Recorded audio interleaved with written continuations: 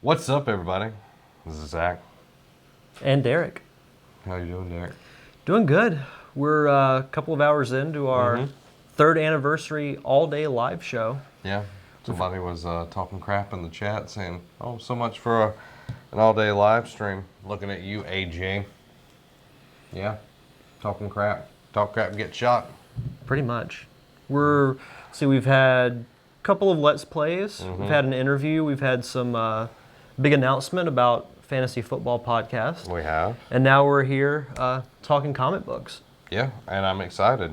Me too. That we're getting to talk comic books. Yeah. I was reading earlier, there's a series that's starting next month that I really want to read. And I've never read the original, but a movie just came out about it. Oh. Civil War II is coming out. Really? Mm-hmm. It's Iron Man versus Captain Marvel. And the story is, there's a new superhero whose name I can't remember, but he has the ability to predict the future. So there's one group that believes that they should use him to stop crime. Then there's the other group that says things should just proceed as, time would allow it. Yeah. So that would obviously cause the dispute. Yeah, well, it makes sense, Yeah. You can change the future. It's kind of like Minority Report. That's what I thought about. What's up, everybody? Hey, there we are live. We're live now. People are seeing us as we speak. We'll mute my phone so there's not that weird echo. Oh, yeah. Echo. But no, I think it could potentially be a really good book. I haven't read the original Civil War. I know it's different than the movie. I do want to read it at some point because I know it's one of the most popular, story arcs of all time. Yeah, like me. The Zack Dyke story. Yeah. But there's also DC rebooted their franchise, like everything again. I think it's called Rebirth or something like that. But I've heard good things about it. Yeah, I haven't read DC in a while. I know Scott Snyder just finished his run on Batman, and DC's kind of like, oh, now we're going to restart everything. Well, Marvel did the same thing. Like five times in the span of the New 52. Something like that. But no, it's that I'm very interested in finding out like what exactly the purpose of it is. I mean, it might be because Scott Snyder left, because I haven't read any of his Batman stuff, but I know you've said that it's been unbelievable. It's the greatest thing ever. Ever? Ever. Ever. Ever. Ever, ever? Forever, ever, ever, ever. And amen. Mm-hmm. So something kind of moving on, because there's not like a ton of comic book related news, but one thing I did want to talk about, what have been some of your favorite books? And this is something that we can discuss in the chat as well. What have been some of your favorite stories that you've read in your time reading comics? Some good ones here. Did we introduce the show? Did we say this is Time for Comics? This is Time for Comics. If you don't know, this is Time for Comics. This is our comic book podcast and all of that. We're coming live on Twitch for our 3rd year anniversary live stream. Adam is in the chat. He's saying, I'm here. I'm glad you're here, Adam. I appreciate you. Even if you think Robbie is the best of us, I don't know why. You're misled. Come see the light.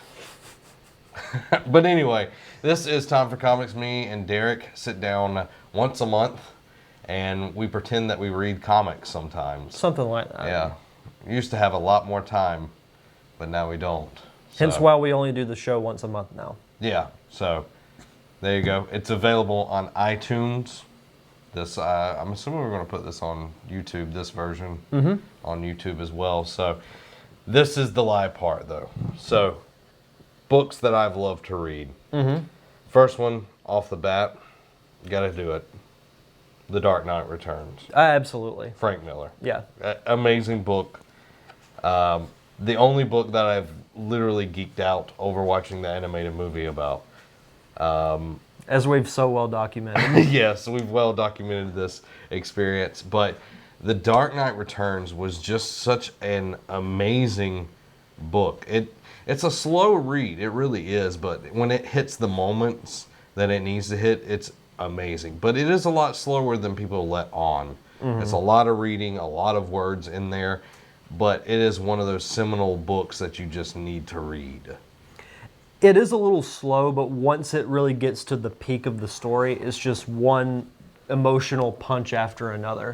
Like the fight between Batman and Superman obviously is the highlight. Like that's where everything reaches its pinnacle. Yeah. And the art style I won't say is the greatest in the world. No, you definitely can tell that it slowly gets worse through the book. But with the animated movie, I appreciate that they stuck with that art style. I mean, it obviously looks a lot cleaner. Yeah. But the way the characters are drawn looks pretty much the same. Yeah, it's got that style that Frank Miller went with and everything.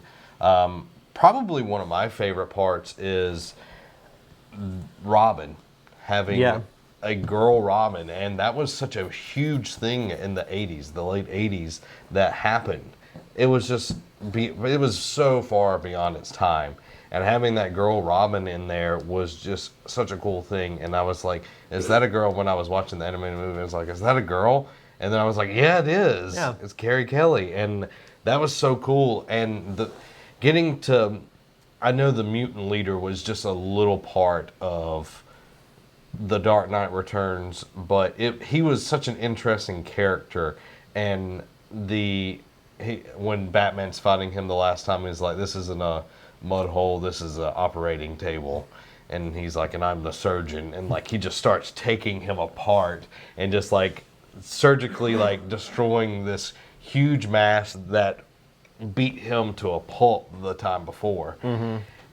That was awesome. And then the Joker in the story, it's always been that twisted love story between the two of them. But seeing that done to the degree that it was, and even after he was dead, you know, he actually killed the Joker in this book. It's the only one that's ever depicted him killing the Joker. And him, like, even haunting Batman after that was really interesting. The way that the Joker was kind of reintroduced in that book was really good. And also kind of going back to the movie, when part one ends and you just hear that laugh from the Joker, and that's when you know that things are just going to get taken up another notch. Oh, yeah. But no, The Dark Knight Returns is very, very good. It would be in my top 5 like favorite books that I've read as far as comics go. Kind of staying in the Batman realm, I would put, as far as Batman stories, Year One would be my number one story, because that was the book that kind of got me into really reading different type of comic books. Like, I've documented on the show that I've read the Sonic the Hedgehog book since I was like 6 or 7, but as far as like the more mainstream books, I'll never forget when I was in the old TBS comic store. I was a junior in high school, and I found this book called Batman Year One. And I was like, well, this seems kind of interesting. It tells the origin of Batman. And the way it was done was really, really good. Yeah. Another Frank Miller story, who's my all-time favorite comic book writer. He's the boss. Yeah. He's just told so many great stories between Batman, Daredevil, so many good ones. 300. 300, yeah. No, he didn't do V for Vendetta. No. Aha. Psych. But anyway, the art style, again, was not the greatest in the world, but just that story of really seeing where Batman comes from. And then from there, I followed the development of the Year One movie that Darren Aronofsky was supposed to direct. Yeah. But then, of course, that didn't happen, and then we got Batman Begins. So everything all worked out, but that whole story, especially with how they portray Catwoman, I thought was very, very interesting. She's a hooker. Yes, she is a hooker. But it's done well. Yeah. But Tasteful hooker. Exactly. But no, it's that book to me, like, I can go back and, you know, just read it over again and I'll enjoy it just as much. And then they also made that into an animated movie, and they had Bryan Cranston do the voice of Jim Gordon. And what's funny is the guy who was the voice of Bruce Wayne is the guy who plays Jim Gordon in the Gotham show. Oh, that is cool. Mm-hmm. Sorry. I'm No. Oh, yeah. answering the chat. Adam, he prefers the villain. That's why he likes Robbie. Robbie stares at us. Are you watching the live stream? He's not even watching us. Who's TCE Games? I don't know. Hey, TCE Games. Y'all right there. He says, where is DJ Rob Dog? Robbie is taking a break. He's been a champion so far and helping us out getting the stream running somewhat in the correct way. So he just did about an hour of Smite, so he's eating his lunch and taking a break. So me and Derek are here, so you're gonna just have to deal with it. Resting the old vocal cords. We're gonna have to deal with it. But what was really cool about year one, it's not just year one of Batman, it's also year one of Jim Gordon. It's his, his introduction to Gotham, that, he's dealing with this corrupt police force and he's having to take it on from his version of it while Bruce Wayne is learning how to be Batman and what is all taking that. So I thought that was a really interesting way to do it. It's both of these characters that have to have each other, that have such an intimate relationship when you get down to it. And between Batman and Alfred and Batman and Gordon, those are his two closest relationships in all of the comics. Yeah. And it's great to see that it's like they're both wanting the same thing, but they're going different routes. Jim Gordon's taking the more traditional approach where, he has to do things by the book, he has to do things by law. But Bruce Wayne realizes that that's not enough to solve all the corruption that's going on in Gotham. So he takes up the role of Batman to do what the police can't do. One of the best scenes is where he blows up the wall and he's like, "You've eaten well." And like he's talking to all these corrupt leaders and everything, that you've eaten well on the flesh of Gotham, that your time is done. That was just such a cool part of that story. So yeah, and one thing that I wish that Marvel would do, they kind of did something similar, but I would love to see something like that with Spider-Man. They did it with like a mini series called Learning to Crawl, which I remember reviewing in like the earlier Time for Comics days, where it came out around the time when they rebooted Amazing after Superior had ended its run. yeah. And it was telling like the early stories of Spider-Man, like right after he had gotten his powers. And it was done in the same art style as the old 1960s books. But something like Sexy Alex Ross covers. Alex Ross, best comic book artist of all time. Oh, yeah. Easily. But doing something similar to that, where it's just a graphic novel, and it's like the very beginnings of Spider-Man, I think would be really cool. Yeah, I would agree. Like, having origin stories done really well is fine to read. Getting that take on Batman, getting, even with Superior Spider-Man, it was kind of like the origins of Doc Ock as Spider-Man. Making his own version was really cool. So, and no, I'm not talking about any students on this thing. So, there you go. Oh, is that one of your students? Yeah, they're asking me to talk about a student, so no. Oh, fair enough. Appreciate it. Anyway. One little side book they did mentioning Superior Spider-Man, there was a little mini-series that was coinciding with it called Avenging Spider-Man. It was started before Doc Ock took over, but the story that was kind of the transition from Amazing to Superior, Doc Ock as Spider-Man had to break into his old lab to steal some technology. Yeah. And of course, when he broke in, he was getting attacked by all his machines. Because they thought he was Spider-Man. Yes. So he sees the old Doc Ock come up on a view screen of a pre-recorded message that was supposed to play when any type of intruder came in. Yeah. And he's like, "Oh my God, did I look like that?" And then that's when he built the new costume that had the different eyes and had the claws instead of just traditional fingers. So that was kind of a nice little transition. But I think they could have rode that story for an extra 6 months to a year. Superior? Yeah. Oh yeah, they could have made Superior a lot longer, and it could have even been like an ongoing. I think Superior is probably the best take on Spider-Man in a very long time.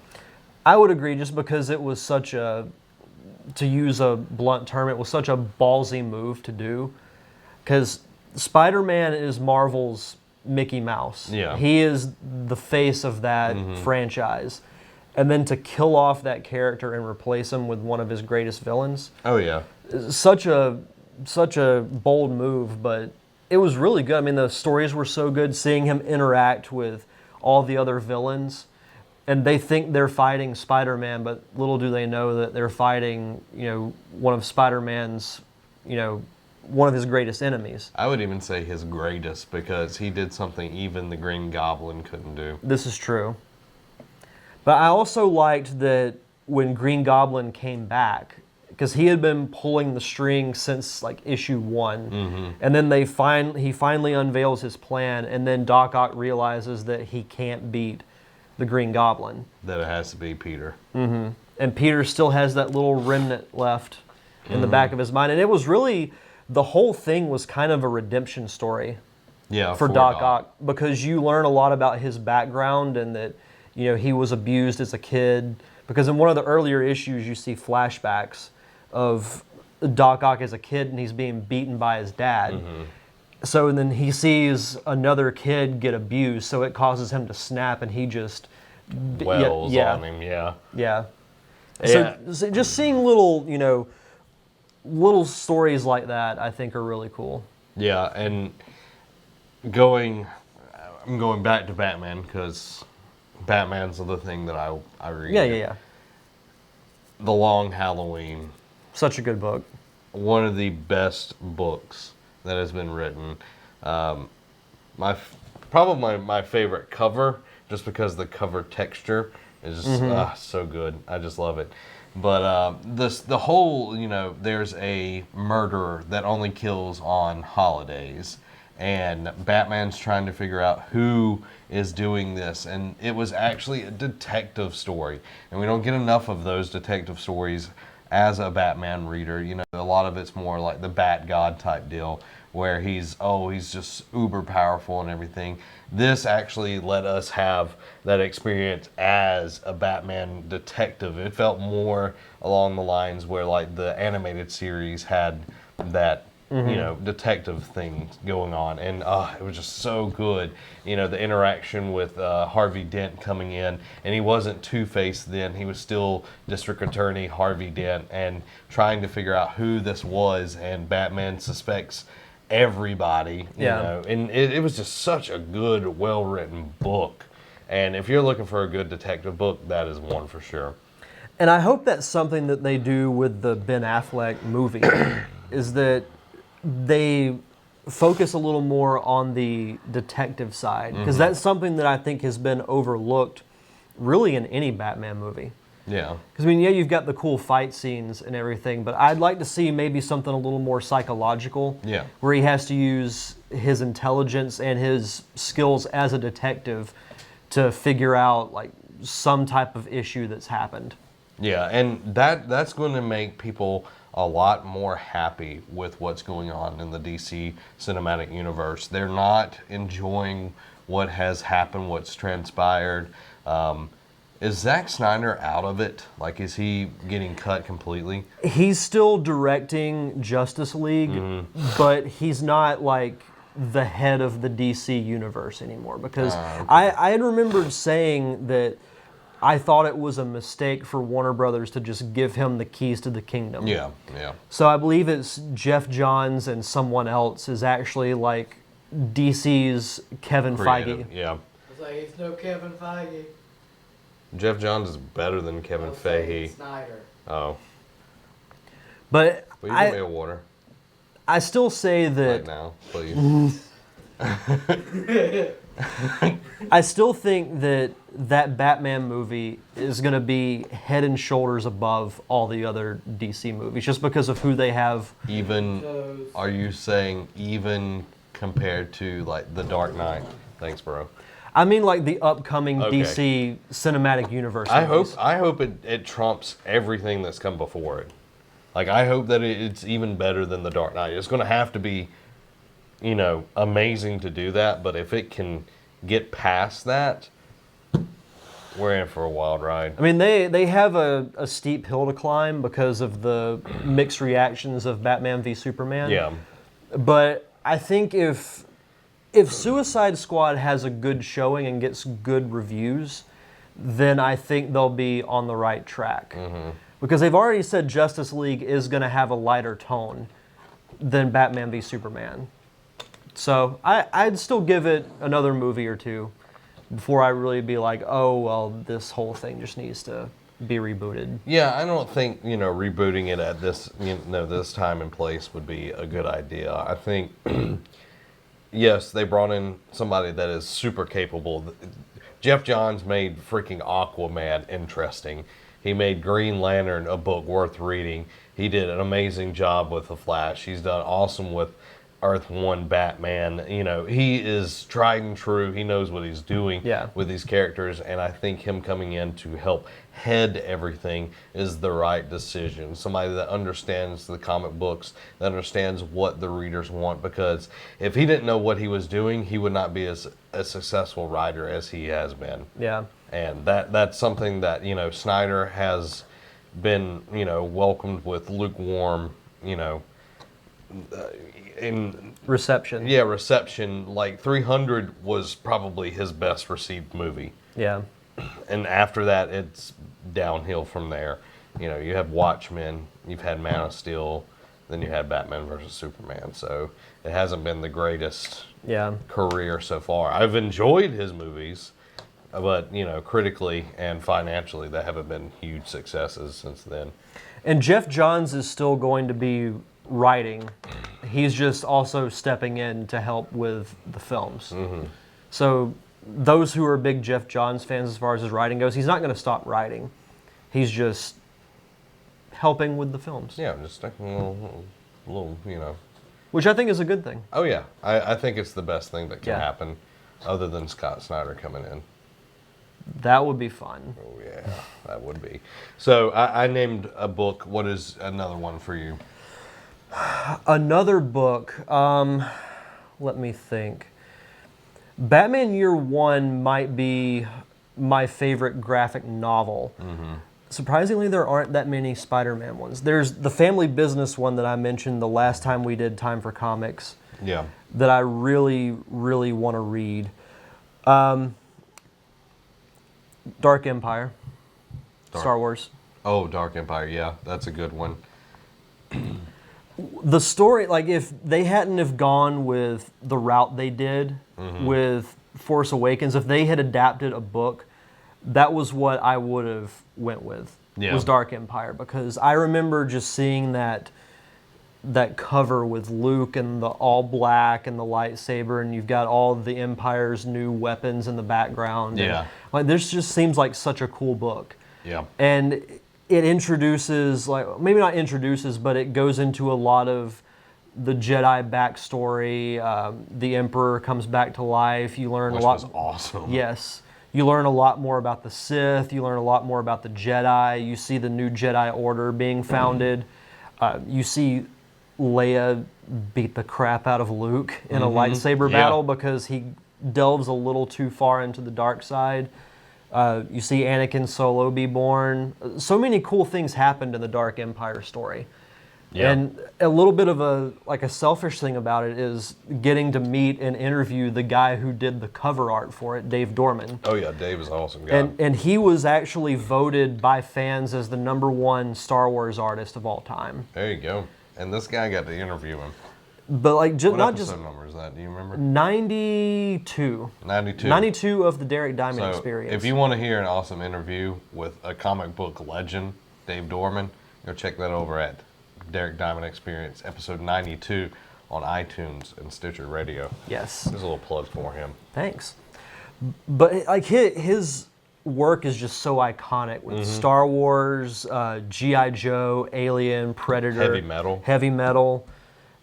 All that stuff. Like just a lot of the stuff I didn't even know about until like I talked with him about it. And I was just, and he's just a super chill guy to talk to. Like he actually, random fact, he used to live in Fort Walton. Really? Mm-hmm. Would have never known that.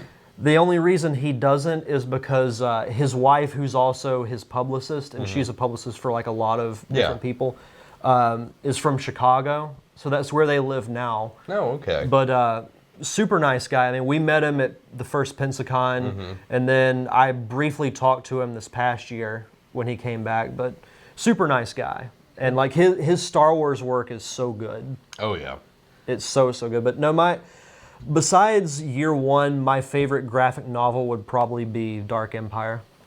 I got one that you probably didn't think of, Guardian Devil. Oh, Guardian Devil is really good too. Guardian Devil, that was my foray into Daredevil. And a lot of people have watched the Daredevil series. And the Netflix thing, and they've really enjoyed it. And, I think Netflix is doing an amazing job with that character. Guardian Devil takes it a step further. It takes, Daredevil, this, homegrown hero type deal that has superpowers, but he's not like the Hulk where he's super strong and invincible. He's not, Thor that has a magical hammer or has a metal suit that can fly around and everything. He's a blind guy that whips around the rooftops with a billy club. And the twist in that book is just absolutely amazing. Yes. The mind games that were played, everything that happens and transpires in that book is just awesome. And Kevin Smith and Joe Quesada did a bang-up job on that character. I would love if... I don't think they're going to do it for Season 3 because I think they'll adapt Born Again. Maybe for Season 4, adapt Guardian Devil. Oh, yeah. I would binge that that yeah. entire weekend. Oh, yeah. I would do it in a day again. And one of the coolest things that I had gotten is you actually got me the individual Guardian Devil comics that I still have. They're in a very, very safe place. Yeah. But that was one of my favorite gifts that I had ever gotten, was that whole thing. Because I even remember introducing you to Daredevil because my introduction was not as great because it was the movie. Oh, yeah. So after that I was like, well, the movie was okay, but I thought the character was really cool. And then through that I read, the Guardian Devil on Comixology, and we read Mark Waid's run, which was unbelievable. Yes. Absolutely fantastic. Mark Waid is up there on my favorite list of writers. Oh, yeah. He is very, very good. Super solid. Always turns in amazing work. Last one for me, Hush. Which might be the Batman movie. Yeah. God, that would be freaking amazing if it was the Batman movie. Prime example of how you put a lot of characters into one story and you make it work. I know Derek Daniel was concerned about it when that it was somewhat leaked that was a possibility of happening. He's like, oh, Spider-Man 3, here we go again. But you can do it right. Yeah. You can do it well and it work.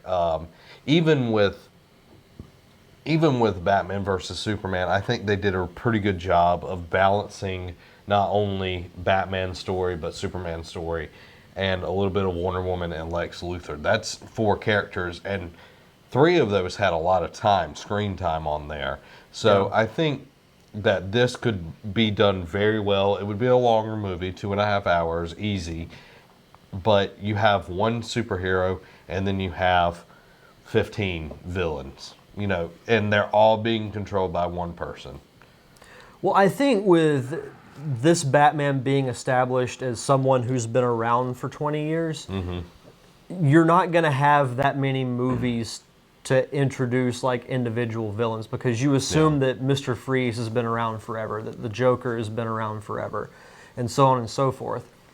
But it also introduces a new villain who has a bit more of a personal relationship with Bruce Wayne.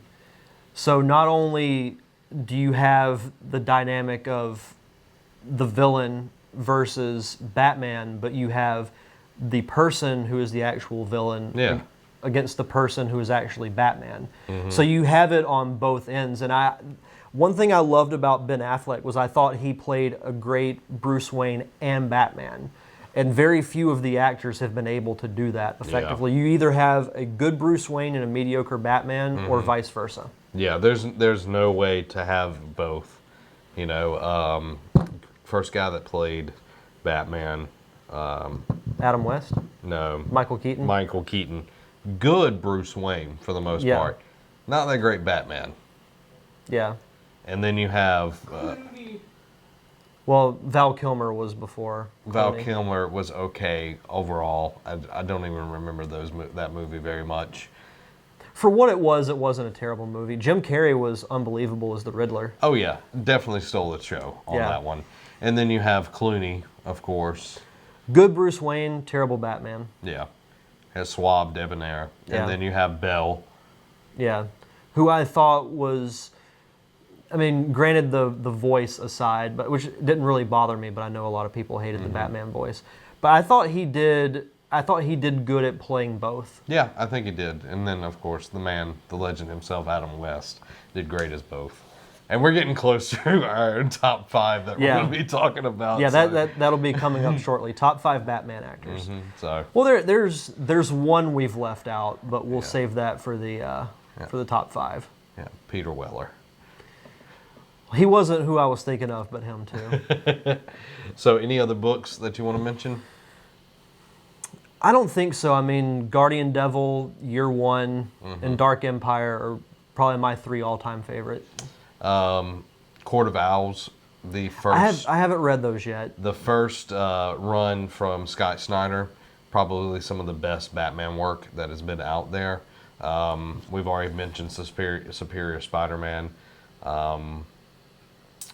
That's really about it for me on that. So Yeah. Yeah.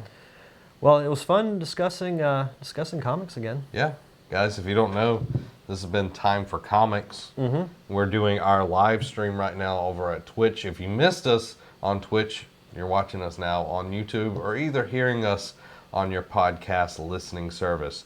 So guys, if you go over to your podcast listening service or hit that like button right now, or go ahead and hit follow because you're watching us on Twitch, give us a review, say nice things, or we'll find you and we will kill you. But Just like Liam Neeson. exactly. This podcast comes out at the last Friday of every month, where we talk all about comics, what we've been reading, and all of that good stuff. So keep sticking around. The next thing is what on our... Next thing on our agenda is kind of going off on comics. We will be discussing our top 5 actors to play Batman. Yeah. So stick around, guys, and we'll see you here in a little bit.